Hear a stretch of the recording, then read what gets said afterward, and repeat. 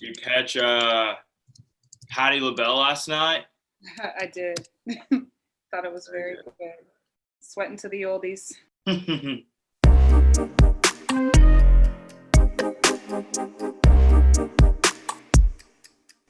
My name is Maya King. I'm a politics reporter with Politico. Today I am joined by CJ Pearson, who is a young Republican.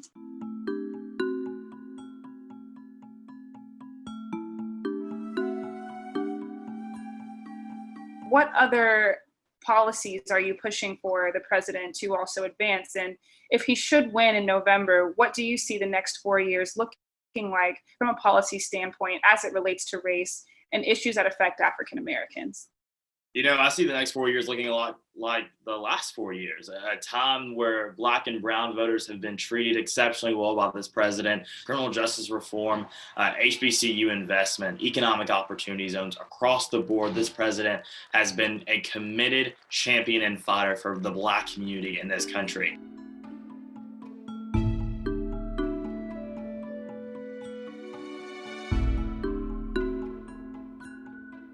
President Trump has referred to Black Lives Matter as a hate group. A number of people have also pointed to his talking points on race as racist. As a Black Republican, how do you reckon with the president's talking points on these issues? And what do you think that says to you about your future in the party and how it would look for someone like you? What this president has done is criticize the Black Lives Matter organization, not the idea of it. We all agree that Black Lives Matter. That's not up for debate. That's not in contention. But what he disagrees with is people going into communities that are not their own and burning down Black businesses, hurting Black people, and saying they're doing it for justice, saying that they're doing it for equality. I'm proud to be a member of the group of people who will always stand for the pledge. And I'm proud to be a member of the group that will re-elect this president for 4 more years.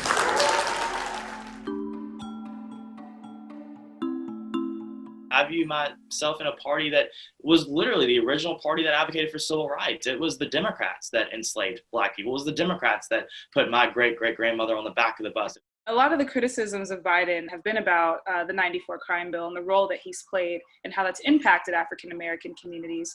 He's also proposed $300 million to the COPS program to actually pour back into policing. When I look at that, when I see Joe Biden, I see all talk and really no follow-up. He belongs to the party of AOC, Ilhan Omar, and far left-wing radicals who have made clear what their intention is. And it's to defund the police. In a time where violent crime is actually spiking in certain pockets across the country, these people are actively calling for the police to be defunded. And the fact of the matter is that when people talk about this defund the police mumbo-jumbo, what they don't seem to realize is that the people that this will disproportionately impact and affect negatively and adversely are Black and brown people. Black people want to feel safe in their country. They want to feel safe in their communities, and they won't feel safe in a Joe Biden's America. Let's switch gears just a little bit here to focus a bit more on the demographic that you relate to outside of your race, but the fact that you are a member of Gen Z. A lot of the big issues that relate to Gen Z transcend a number of party lines, and the coronavirus and the fears of its impact on the future of this generation is front of mind for a number of Gen Zers. Wanted to know where you fall there and how you're feeling really about the role of big government. I do believe that limited government is the type of government that governs best. But what I will say is that there is definitely an interest in having more accountability. And I think that a lot of people my age group are aware of that fact. You know, we have so many politicians today, due to COVID, who are asking everyone to make all these sacrifices while they make nothing.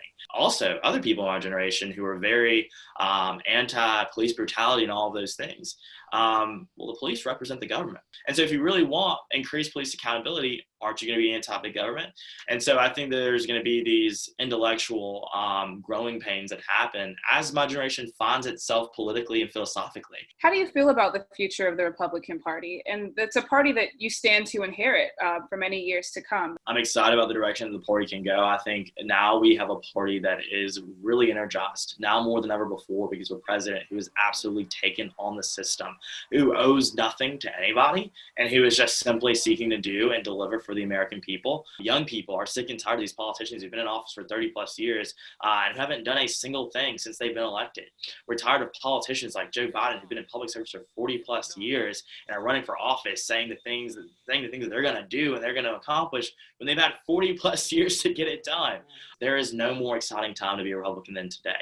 And I think that the progress that we've paved as a party is just getting started.